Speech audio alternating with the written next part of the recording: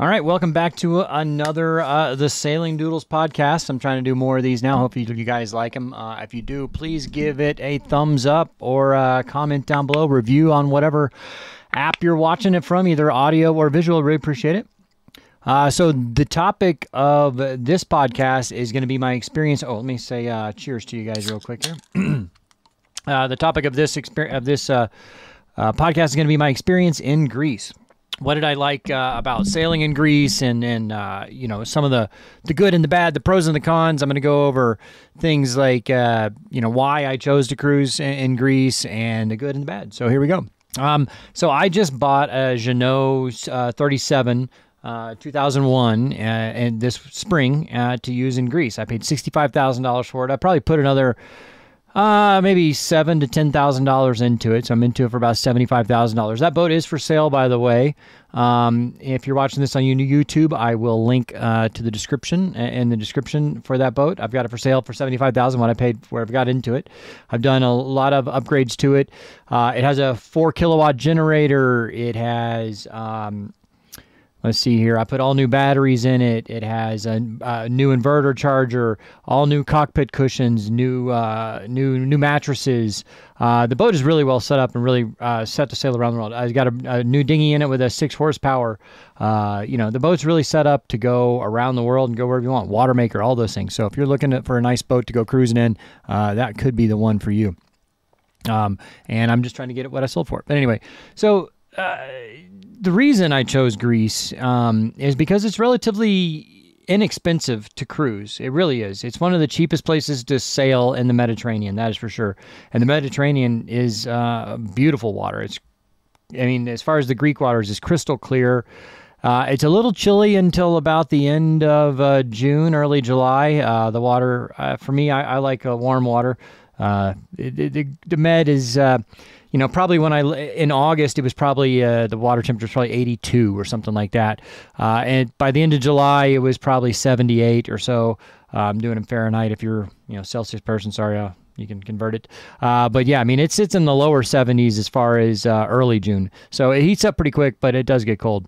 So the cruising areas in Greece are really great too. There's so many places to cruise in Greece. I don't remember how many islands there are. There's like 1,000 islands, or maybe more than that. I'm not sure. But you have up in the northwest side of Greece, you have the Ionian Islands.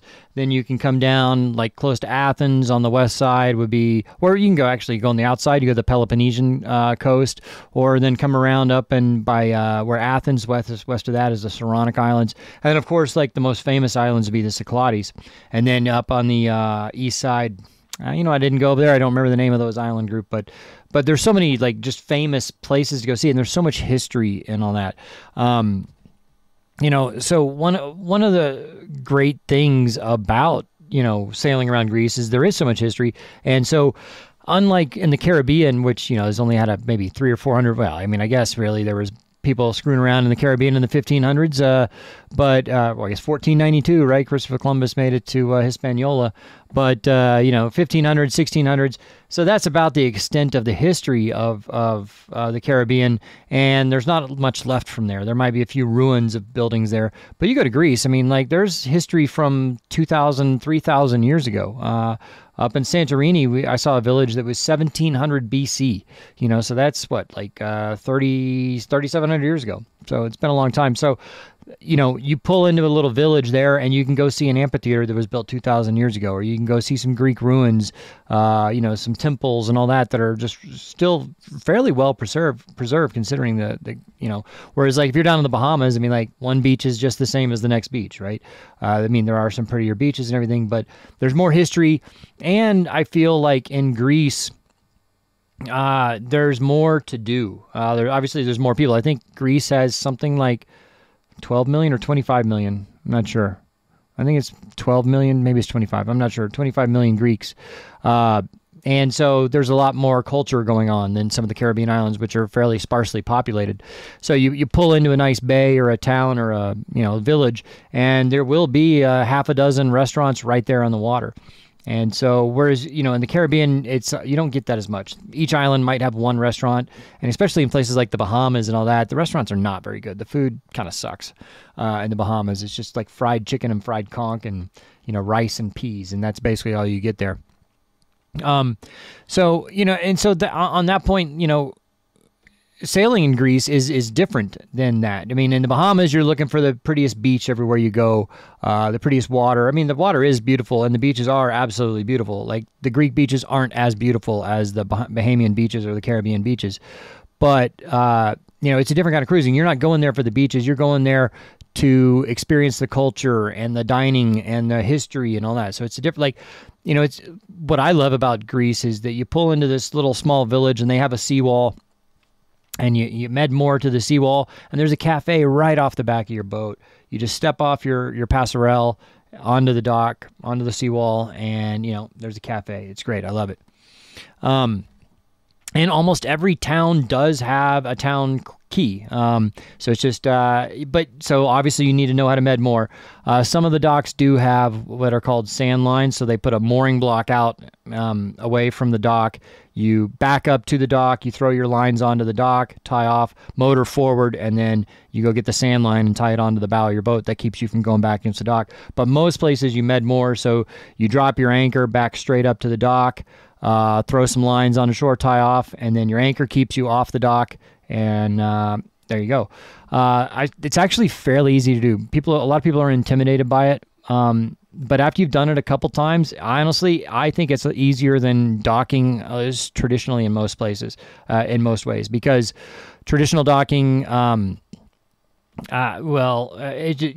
you have a tight space you have to fit into, and you got to have your whereas your med mooring, you have your fenders out on the side of the boat, and, if you bump up against the next boat next to you as you're coming in, okay, I mean, that's what the fenders are for, right? I mean, obviously, try not to, but that's the way it is. But once you get the hang of med mooring, I mean, I was able to do med mooring myself, like single-handed all the time, and, as long as you can control your windlass from the cockpit, which my boat does, by the way, I have a little remote control for it, you can do that. And so, the Greeks get around by the water, right? I mean, there's so many islands and there's so few airports. They get around by ferries. That's how they get around. And so the ferry system there is quite nice. I mean, so I left my boat in Koufounisia and then took a ferry down to Santorini. And, it was, I don't remember how much it was, not very expensive, $30, each way.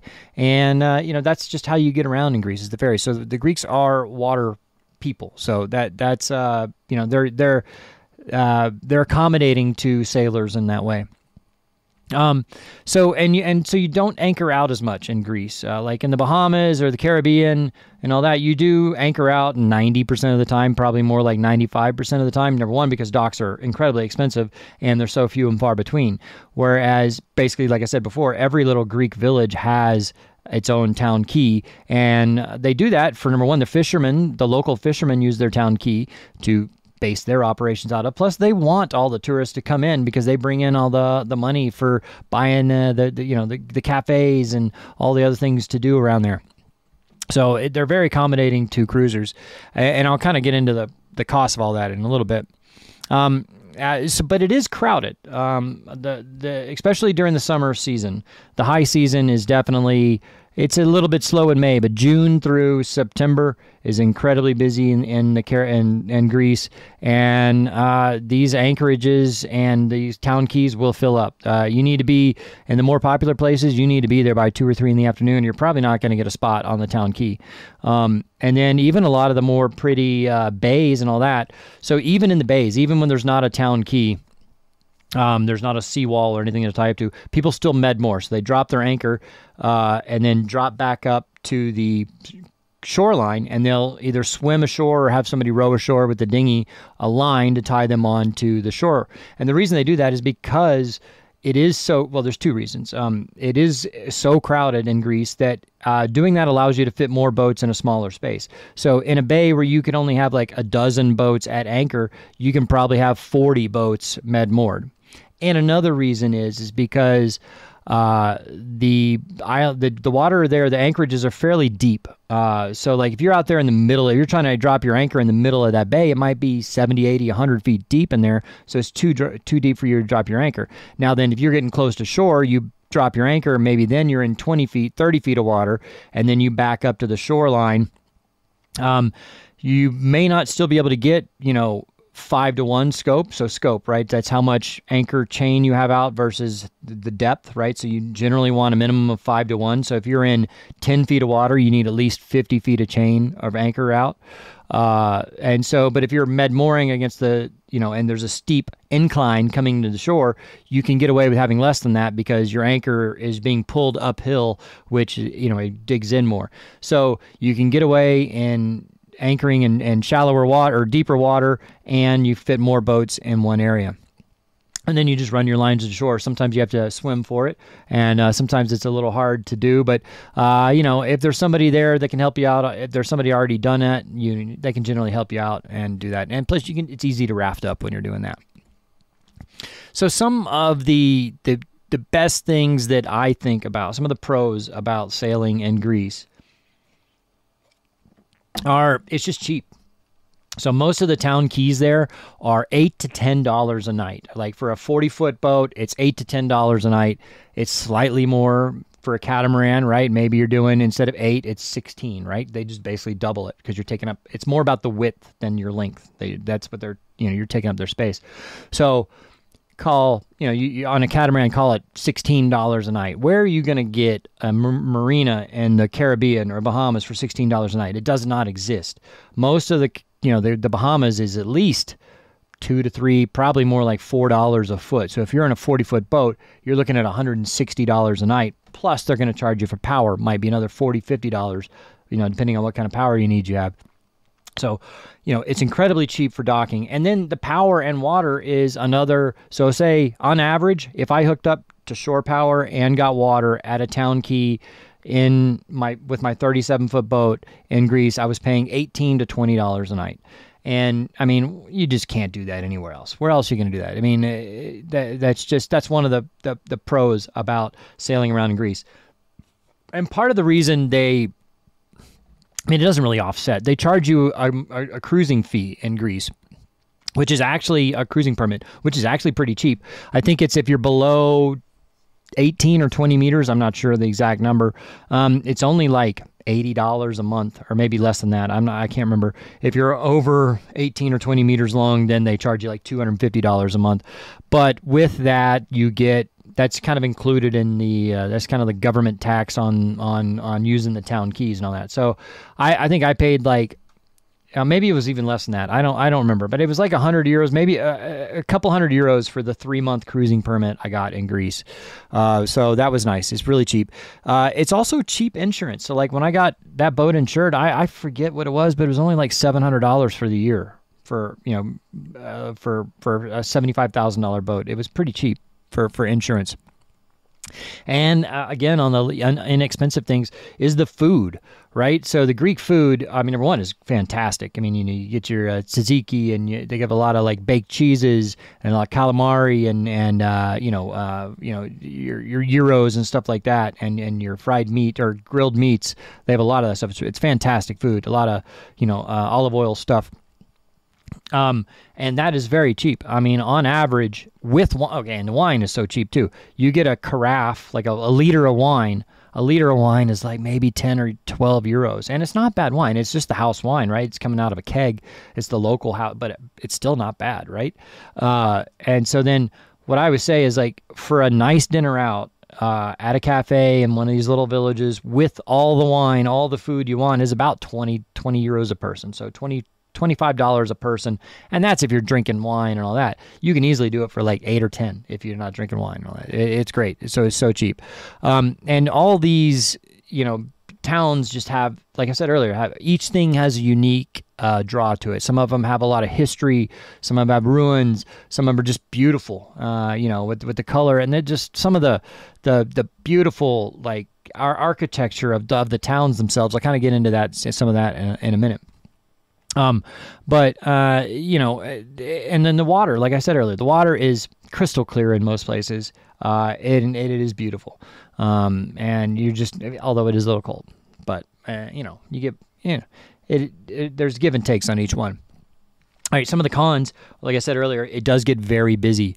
And then we were just talking about food. That's both a pro and a con. The food is amazing and it tastes great, but it's all the same food. Like, if you're in these little towns, it's all Greek food. You pull into a little town of, a couple hundred people, or maybe even a couple thousand people. You're not going to get Mexican food. You're not going to get Chinese food. You're not going to get, you're not going to get Indian food. You're not going to get any of that. You're going to get Greek food, and that's all they offer. Every restaurant seems to have the same thing. Now, you can find Italian food there, I will say, but it's still got a Greek influence on it. So it's basically it's 90% Greek food, 10% Italian. And then if you want like anything different, you have to be in a big city. Like go to Athens or one of the other big cities. I can't think of one offhand, but you can get different types of food there. But still, those restaurants are still few and far between. And another downside to cruising in the Med, especially for non-Europeans, this includes the British now, sorry guys, is they have a 90-day limit in the Schengen zone. So that's why I had to leave Greece, is because you're allowed 90 out of 100 days inside the Schengen. The Schengen zone is most of the EU, including a few I believe some of the EU countries are not in it, some are. But it's a passport-free zone, basically. So you can go between countries without having to clear immigration, right? But the thing is that for Americans and most other nationalities, if you're going to go into the Schengen zone, so into the EU, for those certain areas that are in that Schengen zone, you're only allowed 90 days out of 180. So it's not like 90 days, leave for 2 days, come back, and you get more 90 days. No, it's 90 days out. So they count back from wherever you are. You count back 180 days. You need to be in the EU less than 90 days. So it's not as simple as just leaving and coming back. You can't do that. So that is a downside. I had to leave, right? And another downside is the language. It is. I learned a little bit. If you can just learn the pleasantries, like efkaristo, that's like efkaristo, sorry, that's thank you, sivnomi, excuse me, things like that. If you learn the pleasantries, most Greeks, especially in any kind of service industry where you're going to come across them, they speak English, and they're very helpful. But as long as you say the pleasantries and you try a little bit, that helps. So some of the cruising areas, so my boat right now is in the Ionian Islands. It's up by It's up in Lefkas at the marina there. I may go back in November to check it out to make sure everything's going okay. I've got somebody looking after it, and I'm having a few things like worked on, all the little things, just little stuff that, maintenance issues that need to be taken care of. So the Ionian Islands is great. Lefkas is the main boat hub there, where all the charter boats and a lot of boats are based, and there are a bunch of islands there that are really nice to cruise, and the weather is great there. It's actually there's not much wind in the morning. It's kind of daily. The wind is pretty calm in the mornings. About 1 or 2 in the afternoon, it picks up, and then it dies off around sunset or a little before. So for pure sailing, it's not great for the morning. It's better in the afternoon, but then, if you're sailing in the afternoon somewhere, you're maybe less likely to get a spot on the dock. So there's the caveats with that, is that, but in general, the winds are more benign. The weather's better. You do get some thunderstorms up there, but it's not too bad. Coming south from there along the Peloponnesian Islands, there's not a whole lot there. It's kind of sparsely, and there's not a whole lot of islands on there. So I actually skipped that. I went through the Corinth Canal. So I went through the Gulf of Patras, through the Corinth Canal, which is about, it's like 5 or 6 miles long, a canal they cut through the land, and then into the Saronic Islands, which again, so the Saronic Islands are a really great place to cruise as well, and they're really convenient to Athens. So if you're going to charter out of the Saronic Islands, you generally go to Athens and pick up a boat there. And there's a bunch of islands to choose from there, and there's dozens of them. You can head down south a little towards the Peloponnesian Islands and Hydra and all those places. And it's really convenient for those people just doing like a week-long charter. You fly into Athens, you get in a cab, go straight to your boat, and there you go. Whereas like if you're going to the Ionian Islands, or what I'll get to next, which would be the Cyclades, yeah, I mean, you can't really do it. I mean, I guess if you do a longer charter out of Athens, like a 2-week charter, which I have done, you can go down to the Cyclades and check it all out. But it's a little far to go if you're starting out of Athens, in my opinion. I mean, you can hit the northern Cyclades pretty easy, but you're not going to get to the more southern places, which I'll talk about in a minute. So to speak about the Cyclades, so the Cyclades is probably the most famous and popular place to go. Those have all the notorious islands like Santorini and Mykonos and Crete, all those places. The downside to the Cyclades is that they are a little bit further apart. Most of those islands are 20 miles, 25 miles apart. So you're looking, if you're going to sail from one to the other, you're going to take 4 or 5 hours every time you go sail. And they have what's called the Meltemi, which is their kind of their trade winds. And it's a north wind, a very strong north wind. It can be 30 to 40 to 50 knots or more and sustained for like a week.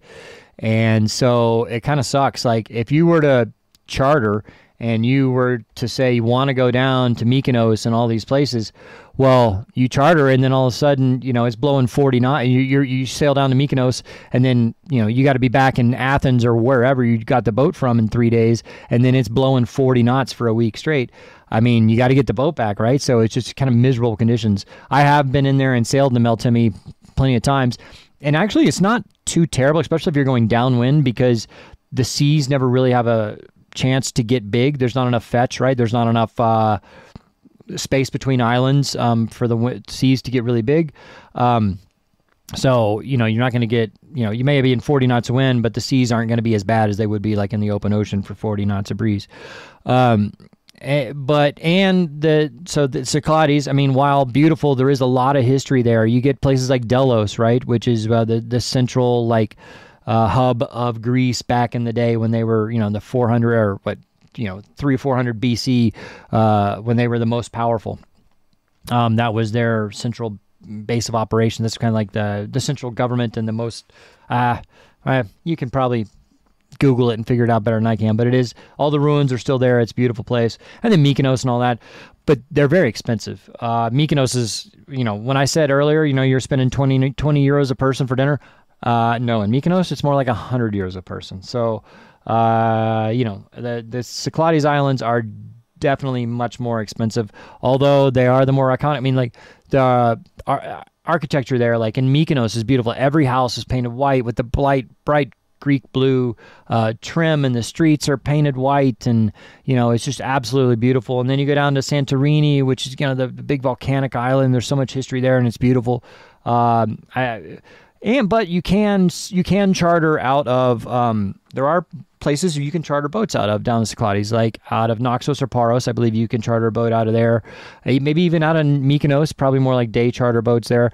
But there are a few places where you can charter boats down there, and so you're not having to go all the way from Athens to get down there, because like from Athens to Mykonos is more than 100 miles. It's probably like 150 miles, and so if you're doing a week-long charter, that'd be a long way to go. That means you're doing 30, you're doing 30 miles a day just to get there, and then you got to turn around and go back. So that's why I say, if you're doing a week-long charter, it's probably not ideal to do the Cyclades. But that another thing though is that's why a lot of people charter in Greece. Not only did I mention, the food is cheap and the dock is cheap and all that, but to charter the boats themselves is relatively cheap. Now, if you do a brand new boat, like say with Navigar, I'm actually wearing one of their shirts right now, Navigar Yachting, you get a brand new boat, a catamaran, you get a brand new cat. I don't specifically know numbers, but somewhere between $8,000 and $10,000 you get for a week, you get, like a 40, 45 foot catamaran. Maybe it's less than that. I'm not even sure on the shoulder seasons, but for 4 couples splitting a cat, that's not too bad. That's, less than $2,000 per couple. And then your food and alcohol is going to be relatively inexpensive. You can get a monohull for considerably cheaper than that, probably less than half that cost.